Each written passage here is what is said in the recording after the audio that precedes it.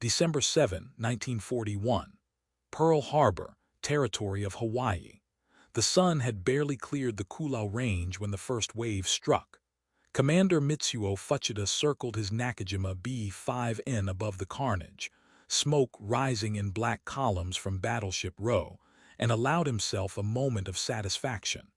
Below him, the Arizona burned. The Oklahoma had capsized. 8 battleships lay crippled or destroyed. Around him, his pilots banked and dove with precision born of months of training, their strikes methodical, devastating, nearly perfect. From the cockpit, Fuchida could see American sailors scrambling across oil-slicked water, their ships reduced to twisted steel monuments. The scent of burning oil mixed with cordite hung thick in the tropical air. In that moment, watching the Pacific Fleet hemorrhage into the harbor, the outcome seemed foregone. Japan had struck the first blow. America would negotiate withdrawal, concede Japan's sphere of influence in Asia. That was the calculation. That was the plan. Fuchida transmitted his famous signal, Tora, Tora, Tora, Tiger, Tiger, Tiger, the code confirming complete surprise. As his aircraft turned north toward the carrier Akagi, he looked back one final time at the destruction. What he could not see from that altitude, what no Japanese commander fully grasped in that hour of triumph, was that they had awakened something far more dangerous than battleships.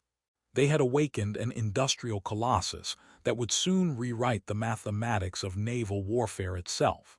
The Japanese had studied American industrial capacity. They had read the reports, analyzed the statistics, reviewed the intelligence assessments. But numbers on paper carried no weight, inspired no fear.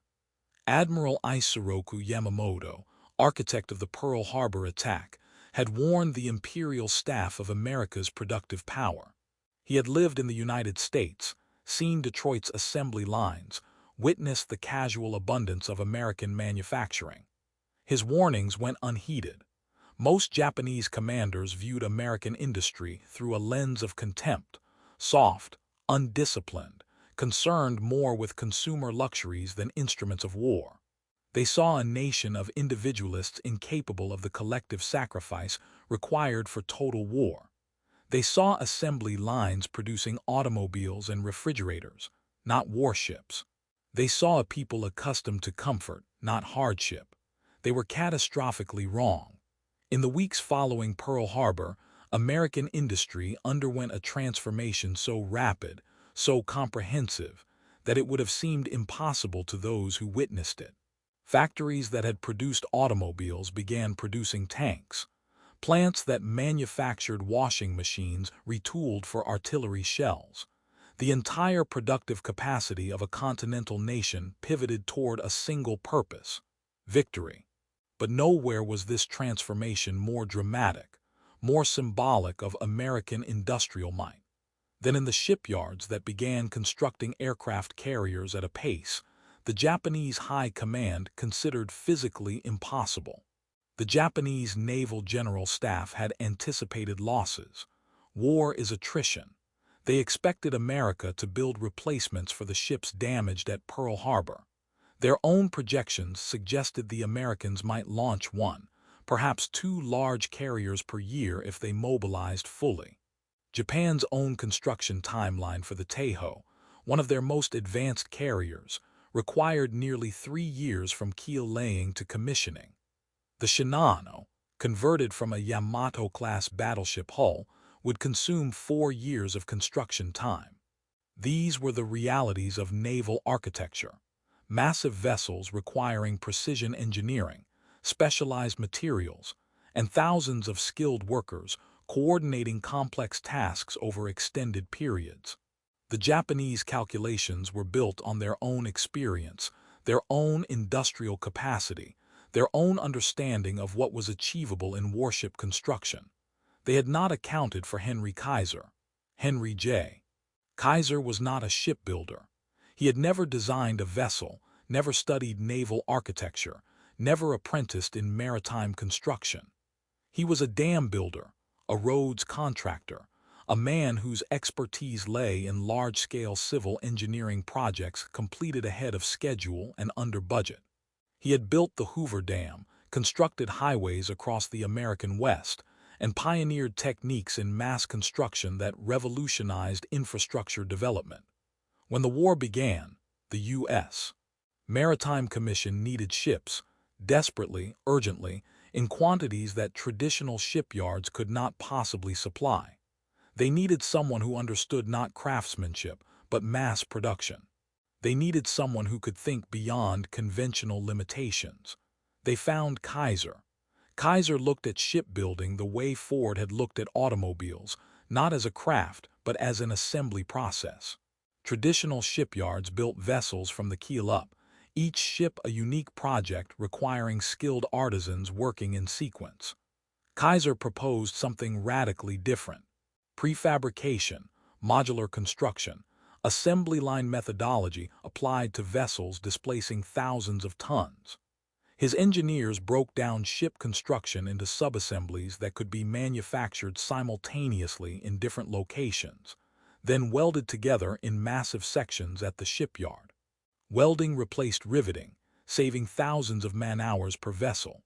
Workers were trained in single specialized tasks rather than broad shipwright skills, allowing rapid workforce expansion.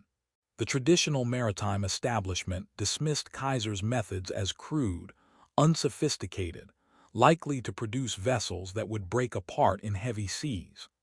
They pointed to centuries of shipbuilding tradition, to the careful craftsmanship required for vessels meant to survive storms and combat. They warned that speed and mass production would result in poor quality, structural failures, catastrophic losses. Kaiser proved them wrong in the most public way imaginable. On November 12, 1942, less than a year after Pearl Harbor, the Liberty ship Robert E. Peary was assembled, launched, and fitted out at Kaiser's Richmond Shipyard No. 2 in California in 4 days, 15 hours and 26 minutes from the moment the first keel plate was laid. 4 days. The vessel was 7,000 tons, 441 feet long, capable of carrying 10,000 tons of cargo. It was seaworthy, functional, and combat-ready. The speed of construction shattered every assumption about industrial capability. But Liberty ships, while remarkable, were cargo vessels, relatively simple designs optimized for mass production. The true test of Kaiser's methods, the demonstration that would fundamentally alter Japanese strategic calculations, came with aircraft carriers. In 1942, the U.S. Navy faced a desperate shortage of carriers. The Lexington had been sunk at Coral Sea. The Yorktown went down at Midway. The Wasp and Hornet fell in the brutal Solomon Islands campaign.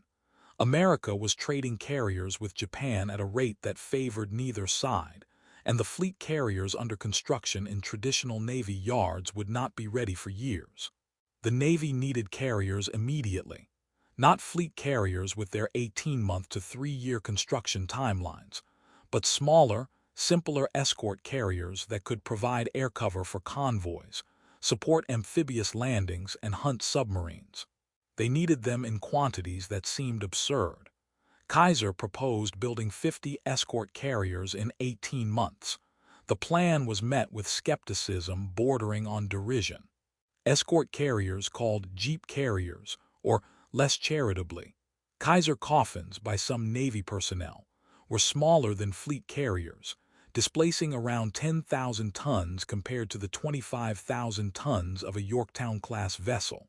But they were still complex warships requiring flight decks, aircraft elevators, hangar bays, catapults, arresting gear, aviation fuel systems, ammunition magazines, radar installations, and all the machinery necessary for propulsion and combat operations. Building one in a few months seemed optimistic. Building 50 seemed delusional. Kaiser's team at the Vancouver, Washington shipyard delivered the first escort carrier, USS Casablanca, in less than 6 months. Then they built another, and another, and another. June 1943, Casablanca-class assembly line, Vancouver Shipyard, Washington. The shipyard operated 24 hours a day, 3 shifts rotating through a facility that had grown from empty land to one of the largest industrial complexes on the Pacific coast in less than 2 years. Floodlights turned night into artificial day. The sound of welding torches hissed and crackled across acres of steel. Cranes hoisted prefabricated sections, entire bow assemblies, stern units, flight deck segments, into position with choreographed precision. Workers moved in coordinated teams, each person responsible for specific tasks repeated across multiple vessels simultaneously. Efficiency experts with stopwatches studied every movement, every procedure, seeking seconds that could be shaved from the construction timeline. The yard employed over 37,000 workers, many of them women taking industrial jobs for the first time, others drawn from farms and small towns across the Pacific Northwest. They learned to weld, to rivet, to read technical blueprints, to operate massive cranes and cutting equipment.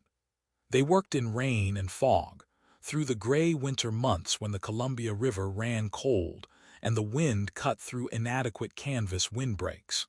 They understood the urgency. Every week of delay meant sailors dying in the Pacific, convoys sunk by submarines, landing forces stranded without air support. At the peak of production, Kaiser's Vancouver yard was launching one Casablanca-class escort carrier every week. Every single week. The carrier slid down the ways with mechanical regularity. USS Liscum Bay on April 19, USS Coral Sea on April 27, USS Corregidor on May 12, USS Mission Bay on May 26. The schedule was relentless, the pace unprecedented. Each carrier left the yard fully equipped, ready for trials, ready for combat. 50 escort carriers were completed between April 1943 and July 1944, averaging one every 8 days across the entire production run. The mathematical reality was staggering. In the time it took Japan to complete one fleet carrier, American yards were launching 40 escort carriers. The industrial output represented not merely quantitative superiority, but a fundamental reimagining of what naval construction could achieve. Japanese intelligence officers monitoring American naval production initially dismissed the reports as errors or propaganda. The numbers seemed impossible. When photographic reconnaissance confirmed the pace of construction, when carriers began appearing in combat operations across the Pacific with bewildering frequency, the Imperial Naval Staff was forced to confront an uncomfortable truth. They had miscalculated American industrial capacity by an order of magnitude. Admiral Ugaki Madom, Chief of Staff of the Combined Fleet, recorded his growing dismay in his diary as 1943 progressed. He noted the appearance of new carriers in battle reports, the proliferation of escort carriers protecting convoys his submarines could no longer reach, the steady accumulation of American naval power that defied every strategic projection Japan had made. In one entry, he wrote of the inexhaustible American capacity, a capacity that transformed every tactical victory into a strategic defeat, because the Americans simply built faster than Japan could destroy. The psychological impact on Japanese commanders was profound. War is partly mathematics, tonnage sunk versus tonnage built, aircraft lost versus aircraft produced, pilots killed versus pilots trained. The Japanese had entered the war with superior equipment, better trained pilots, more combat experience. They had assumed rough parity in production, believing their own industrial capacity adequate to sustain attrition against an opponent they viewed as less disciplined, less committed. The reality of American industrial output shattered that assumption. In 1943, the United States produced 27 escort carriers. Japan produced 2 carriers of all types. In 1944, the United States produced 33 escort carriers and 9 fleet carriers. Japan produced 3 carriers. The disparity was not merely numerical. It represented fundamentally different approaches to industrial warfare. Japan's carriers were individually superior vessels with longer range, heavier armor, and more sophisticated damage control systems. But superiority in individual vessels became irrelevant when facing overwhelming numerical advantage. The Casablanca-class carriers were not impressive warships by conventional standards. They were built on merchant ship hulls, lacked armor, possessed limited speed, and carried only 28 aircraft compared to the 70 to 90 aircraft of fleet carriers. Sailors joked grimly that their thin hulls would burst into flames if struck by a well-thrown rock. The nickname Kaiser coffins reflected genuine concern about survivability. Several escort carriers were indeed lost to submarine torpedoes and kamikaze attacks, their lack of armor proving fatal. But they were present. They provided air cover where no air cover had existed. They hunted submarines that would otherwise have decimated convoys. They supported amphibious operations across the Pacific, from the Gilberts to the Marianas to the Philippines. They trained replacement pilots for fleet carriers, served as aircraft transports, conducted anti-submarine patrols, and provided close air support for ground forces. They were functional, adequate, and numerous beyond Japan's capacity to counter. The escort carriers became symbols, floating manifestations of American industrial abundance. Japanese pilots returning from missions reported encounters with unknown American carriers, vessels not listed in intelligence briefings because they had been commissioned days earlier. The psychological effect was cumulative and corrosive. Every Japanese success, every carrier damaged, every convoy attacked, was offset by the knowledge that more American ships were already sliding down construction ways, that losses were temporary inconveniences in an industrial system that appeared infinite. Commander Fuchida, the same officer who had led the Pearl Harbor attack, was reassigned to staff duty in 1943 after being wounded. From his position in naval headquarters, he had access to intelligence summaries, production estimates, and strategic assessments. He watched the American order of battle expand relentlessly, new carriers appearing monthly, tonnage numbers climbing beyond anything Japanese industry could match.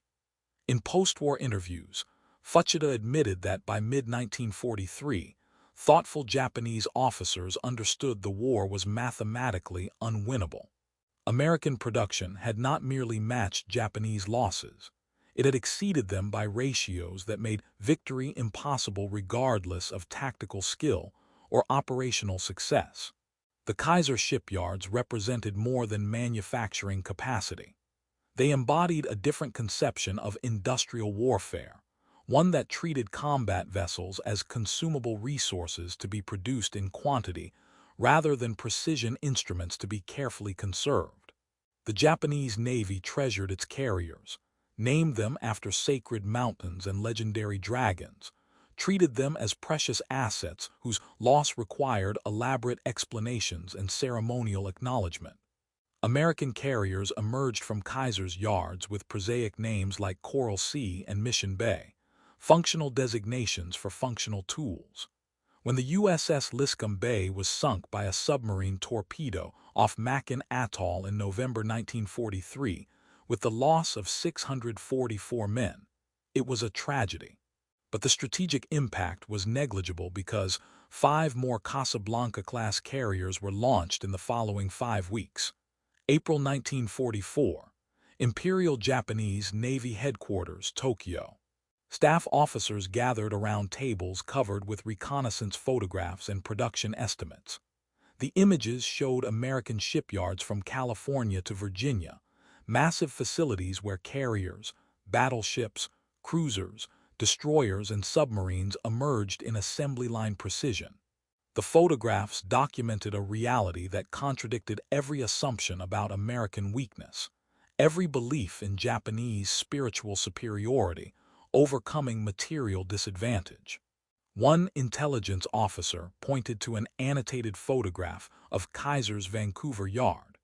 He had marked the positions of 6 escort carriers in various stages of completion, their hulls arranged in sequence like automobiles on a Ford assembly line. His finger traced the progression: keel laying, hull assembly, superstructure installation, flight deck fitting, outfitting, launch. The entire process visible in a single photograph, multiple vessels advancing through construction simultaneously. Another officer presented updated estimates of American aircraft carrier strength. As of April 1944, 15 fleet carriers, 65 escort carriers, with another 43 escort carriers and 7 fleet carriers under construction or fitting out. Japanese carrier strength: 4 fleet carriers, 4 light carriers, with 2 under construction. The numbers sat heavy in the conference room, undeniable mathematics of strategic defeat. The officers discussed options with the careful language of men presenting futile alternatives. They could concentrate forces, achieve local superiority, inflict disproportionate losses in carefully chosen engagements. They could develop new tactics. Kamikaze attacks would emerge from such desperation in the coming months. They could appeal to spiritual strength, to Yamato Damashia, the spirit of Japan that supposedly transcended material considerations. But in the privacy of that conference room, looking at photographs of American shipyards where carriers emerged weekly, the truth was inescapable. Japan had miscalculated catastrophically, and no amount of tactical brilliance or spiritual resolve could overcome industrial reality.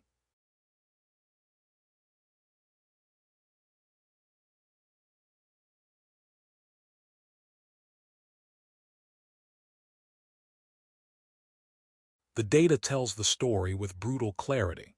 In 1942, Japanese and American pilots were roughly evenly matched in terms of training quality, though Japanese pilots had the advantage of combat experience. By 1943, the average American pilot had 300 hours of flight training. The average Japanese pilot had 150. By 1944, the gap had widened further. American pilots still received 300 hours, while Japanese replacements were being rushed to the front with as little as 50 hours. The consequences were predictable. American kill ratios improved steadily throughout the war, reaching peaks of 20-1 or higher during battles like the Marianas Turkey Shoot. Japanese losses became unsustainable. Between 1942 and 1945, the Imperial Japanese Navy lost approximately 18,000 aircraft in combat. The majority of these losses were attributable not to mechanical failure or lack of resources, but to pilot inexperience. Japan simply could not replace its veteran aviators fast enough, and the pilots it did produce lacked the training necessary to survive in an increasingly hostile sky. The leather flight jacket, that symbol of American abundance, appeared with increasing frequency in Japanese intelligence reports. Captured jackets were studied, marveled at, and ultimately resented as emblems of an enemy that could afford to equip its pilots with such luxury, while Japanese aviators made do with increasingly threadbare gear. But the jacket was more than a symbol of material wealth. It represented a philosophical divide. American democracy, for all its flaws, had produced a system that valued the individual pilot enough to invest 300 hours in his training.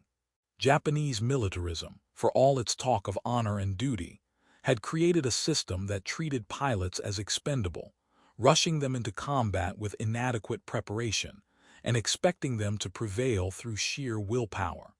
The jacket, worn, patched, adorned with painted bombs and rising suns marking victories, became a testament to the idea that survival was not shameful, that living to fight another day was not cowardice, that a pilot who bilayed out over the Pacific and was rescued by a submarine crew was more valuable than one who chose to die in a feudal band's charge. American pilots wore their jackets into combat, and they wore them home.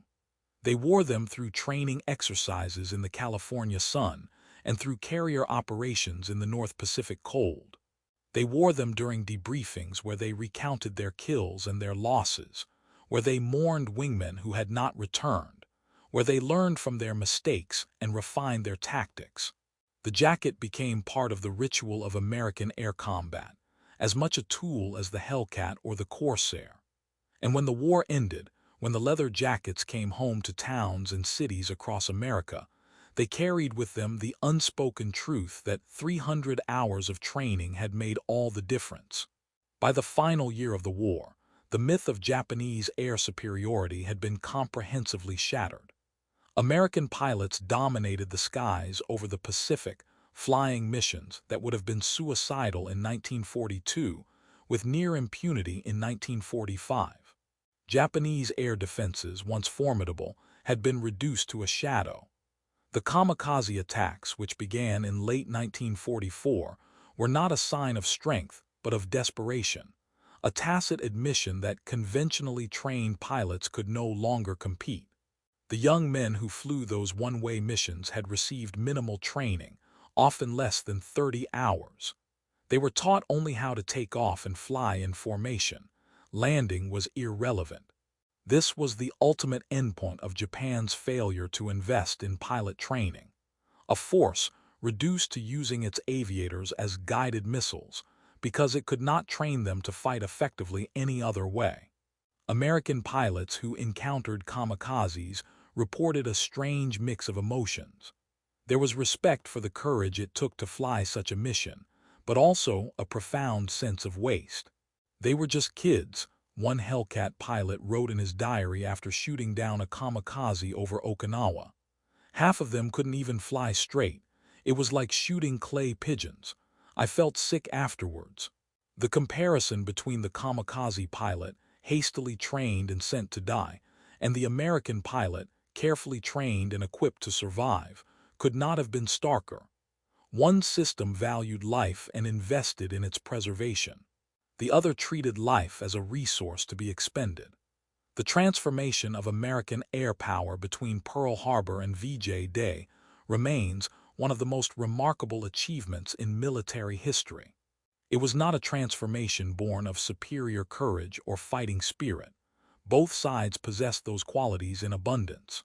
It was a transformation born of institutional commitment, a decision to invest 300 hours in every pilot, to build aircraft that prioritize survivability as much as lethality, to develop tactics based on empirical analysis rather than tradition. The Japanese had begun the war with the world's best naval aviators. They ended it with a decimated air force, their skies controlled by an enemy they had dismissed as soft and undisciplined. There is a photograph, taken in September 1945, that captures the end of this story. An American Navy pilot stands on the deck of the USS Missouri, watching as Japanese officers sign the instrument of surrender. He wears his leather flight jacket, the leather cracked and weathered from 3 years of combat. On the back, painted in white, are 32 small Japanese flags, one for each enemy aircraft he shot down. His face is young, perhaps 23 or 24, but his eyes are older. He has seen things no young man should see.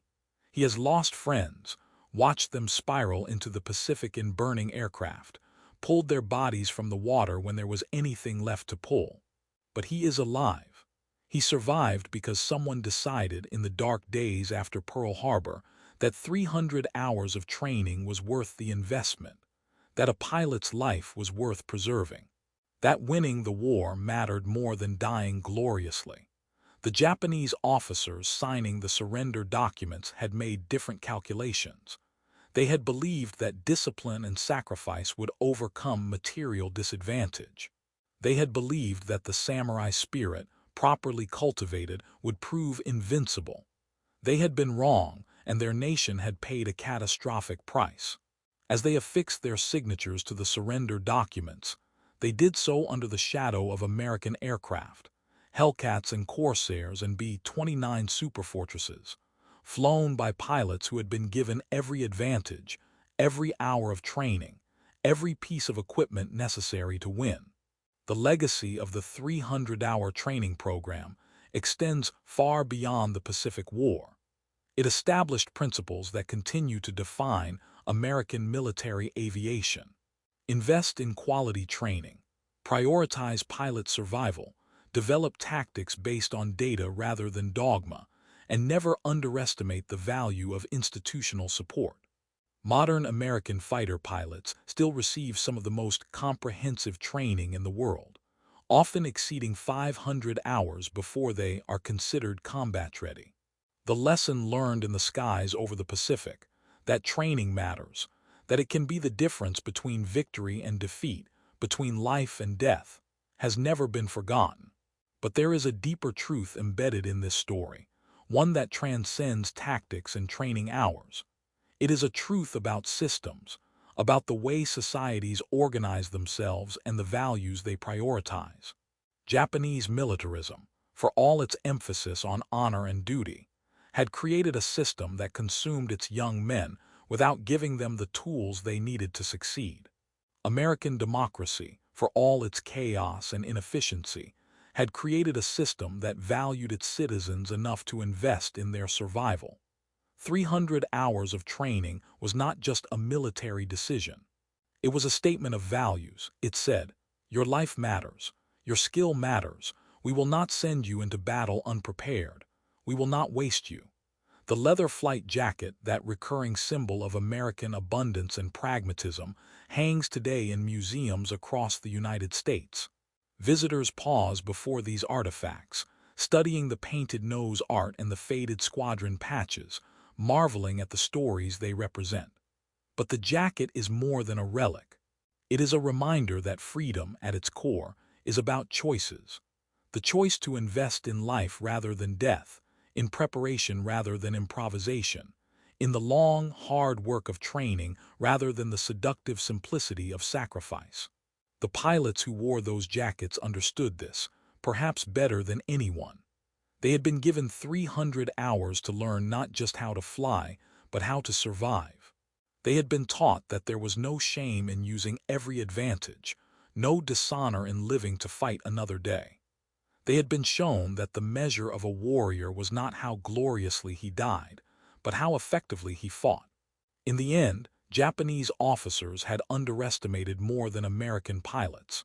They had underestimated the power of a system that valued human life, that measured success not in Bushido ideals, but in missions completed and pilots returned. They had believed that materialism and individualism were weaknesses, that a nation built on comfort could never match the purity of the warrior's path. But the 300 hours proved them wrong. Those hours, accumulated in training fields across America, had forged a force that combined technical excellence with ideological commitment, not to death, but to victory and survival. It was a distinctly American approach to warfare, pragmatic and relentless, and it had carried the day.